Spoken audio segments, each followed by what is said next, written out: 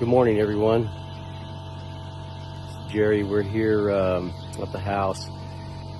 We've done some septic, well, not septic, but some sewage line repair, and so we'll show a little bit of that. And then we also had a flat tire this morning. I went ahead and aired it up, but we're going to change that tire also. And then another little surprise is out in the little paddock out there, Leo Bay had a foal, so we're going to go out there and see what this foal is here in a bit also. So here's the septic line we've been working on. This is a pretty old system, probably up in here, up into the house. So we had to tear a bunch of this landscape out. Now, this is some stuff we didn't know about. There was I guess before the new septic tank was put in, this was the septic tank, evidently. And it was just a 55-gallon drum. So this line came out from the house, went into this, and there at the bottom, there's a bag down there now, covering it, but it went to a line that we cut down there, and then it went on down and went to the septic. It's in that little box down there. So one day we just had water sitting all over out here underneath these rocks, and we thought, wow, there's something going on. So we started digging things up, and this is what we found. So it was plugged up there on the bottom, and it's just overgrown with roots and everything else. And so we decided, well, we're just going to cut this whole thing out and bypass it and go right to the septic tank like it should be.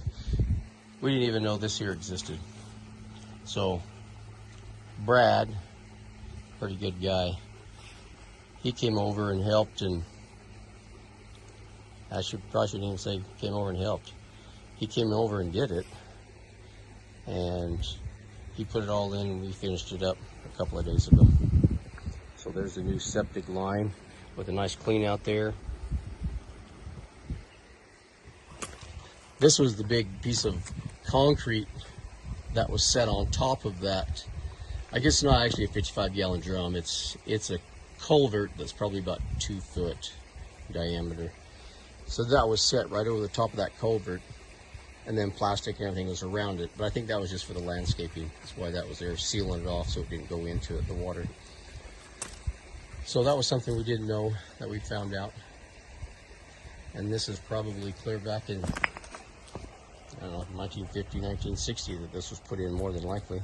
Nobody seemed to know about it. All the people who had the place that we could talk to prior to us didn't know anything about it. So the tire was flat this morning. I aired it up, but we're going to put the spare on and then get the other tire fixed. So Ross is going to take that tire out and then get the jack, and we'll jack that up and take that tire off. We had some of this hay left over from feeding the mares yesterday, and Piper and Dennis could use it, so we're going to just put it in here with them.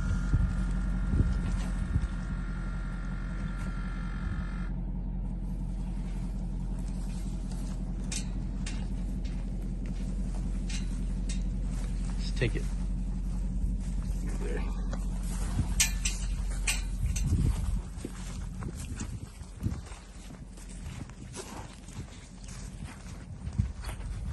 Put it in that big feeder.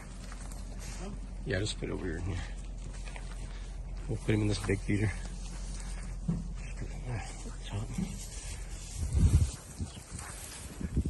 Take that piece of twine off. We'll go get that other piece, and we'll put it in here too. What do you want to do? Okay, we're gonna go through here.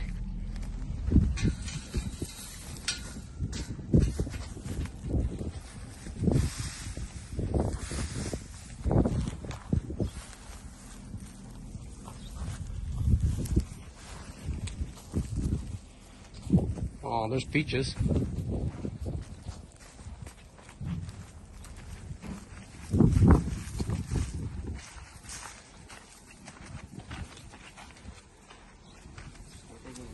Yeah, just put it over the top. Throw it over the top. I can't throw it over there.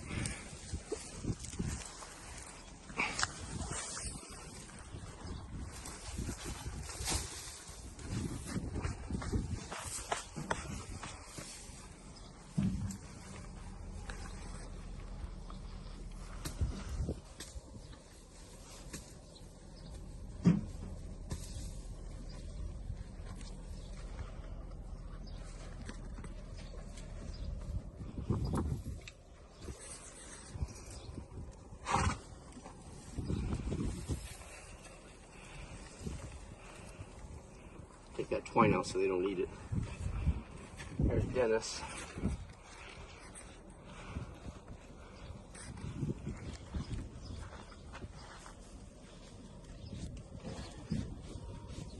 Shedding off here. It's this side, so put it under the axle under this side.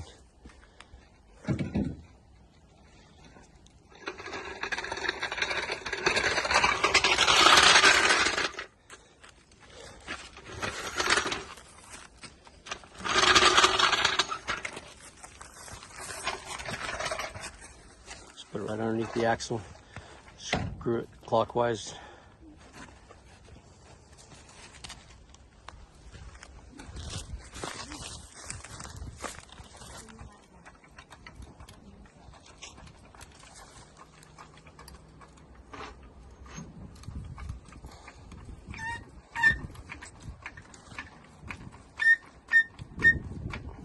That's good.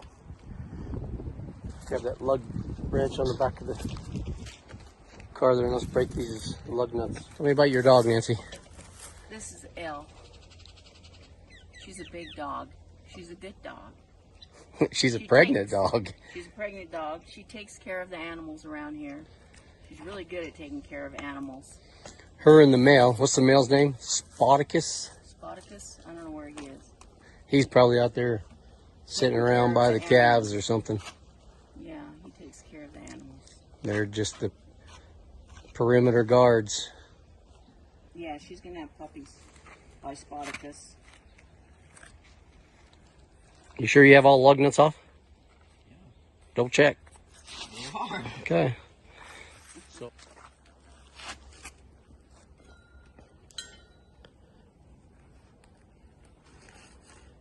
So tighten that one so you can put the others on. This should have different lug nuts, but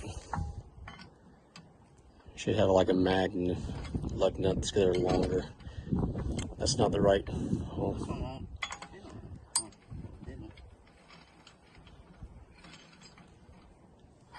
So when you're doing that, you can you push the bottom in. Go ahead and tighten it up some more. And you just push the bottom in. Okay, now put the bottom one in. No. You start it finger tight first, or otherwise you put.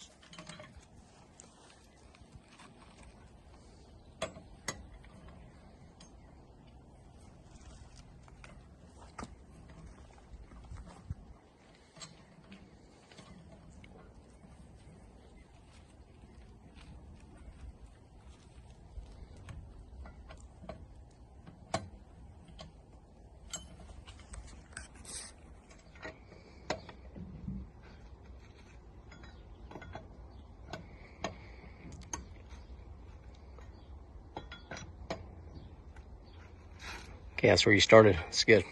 Well, we have a new baby this morning. Looked out the window and what did I see?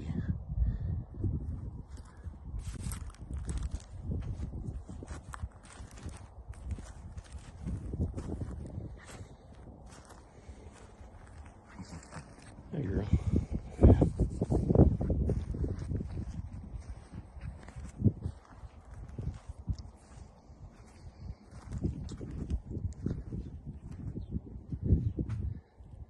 Looks like a filly.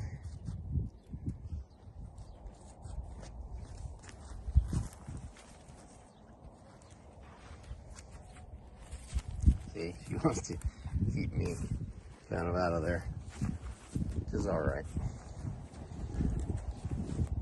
Pretty friendly. Like him being that friendly, maybe.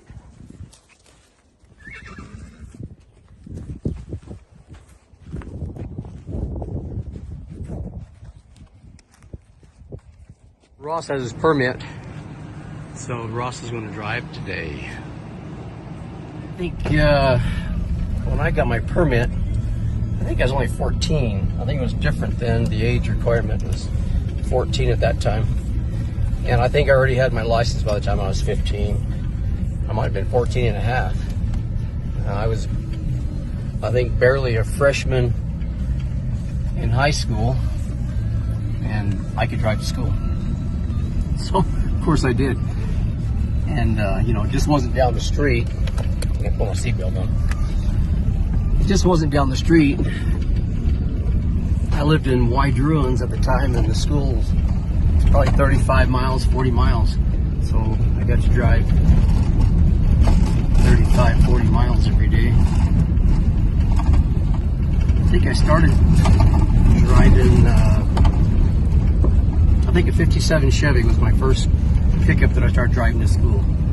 And that's a pickup that I still own and have. And it was my grandpa's, my grandpa Roscoe Wynn bought that brand new. And Ross is named after Roscoe. It's actually named after more than one grandpa. We're over here at the hay barn and just talking to my oldest daughter Lara, and she's telling me she's having a problem with something taking her eggs from the coop. So anyway, we're gonna talk about what we think might be going on and what she's done in the past to prevent it. So Lara, what did you do?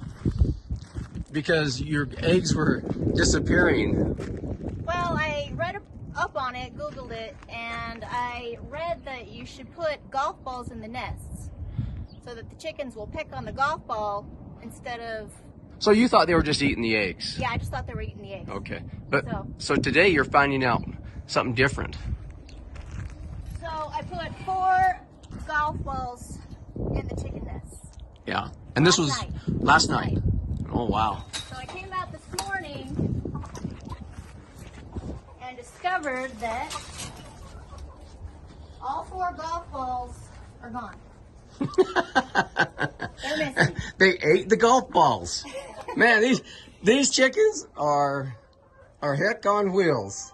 Okay? It must be the guinea hens. The guinea hens are tough enough to eat a golf ball. So yes, this was very perplexing to me. Why are the golf balls missing? I don't even know. I don't understand it. Well, my experience over the years is crows will take the eggs. Now, a crow can obviously fly into here, so he could have actually come in and got egg.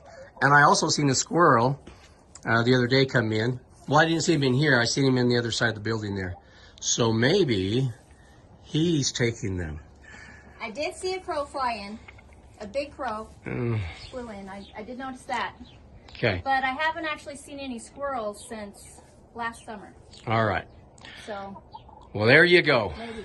The golf ball napper. We're going to figure it out. Okay, so we're going to put one of these 3/4 ton bales in the pickup here. So we got to go start this machine up and get everything situated in the bed. Hey, Rob. So this is our Heister yard hay squeeze. Runs off of propane.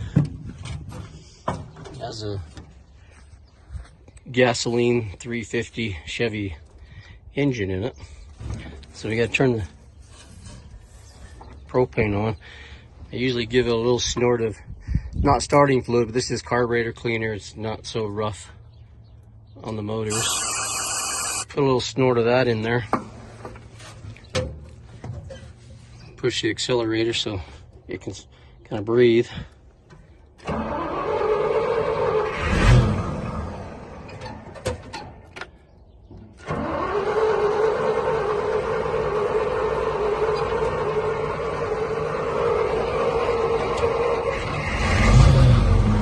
There it is. The hay squeeze. propane.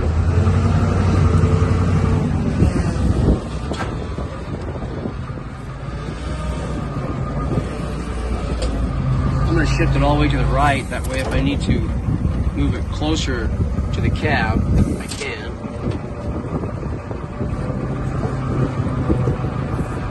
So, try not to wreck into anything. Coming down. Looks like it's inside the bed right. Put it on the rail a little bit. Let's go ahead and unsqueeze it.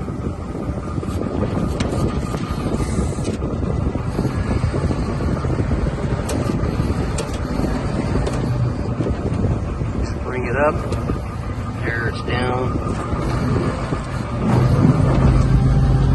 Put it in reverse.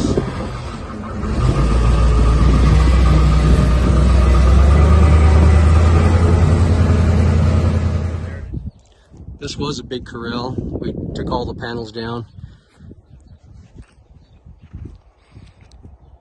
Lara is starting her garden plot right here.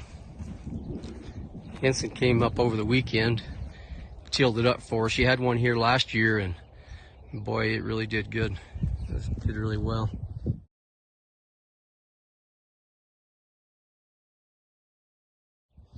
Henson burned some weeds up here Friday or Saturday, I don't remember what day. The fire department actually came up and got a little upset with him. Made him put it out. But from my understanding, it was pretty much burned all the way anyway, so it's not like it was a big deal. But he had piled a bunch of stuff right up here, and he just was burning it and taking care of it. And they were a little upset.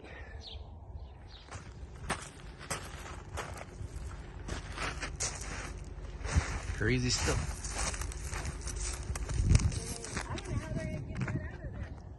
So it came barreling through here off of the road over there.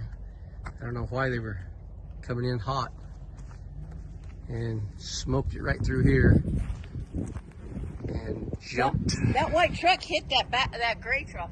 Oh, and this white truck here, I guess, ran into the back of the gray truck.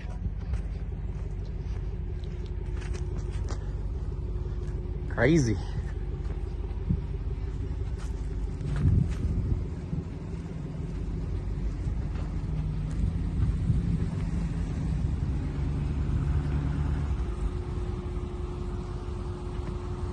I don't know where they went. I guess this truck ran into the back of that truck. It looks as if they were pulling it, because there's a chain there. Just got kind of crazy, I guess. Trying to go out the backside, no gate. So EMT, Upper Valley Ambulance showed up. That gray pickup, I guess, was pulling the white Ford Ranger. There's a chain, and they came through the yard, just hauling, and there's nowhere to go out here. And they ended up right there, and the Ranger ran into the back of the gray Ford there. So they're looking to see if anyone was injured. Okay, we're going to, there they go, they're going up the road to try to find the other guy that ran off. And we're going to head back to Navajo. Here comes another emergency vehicle.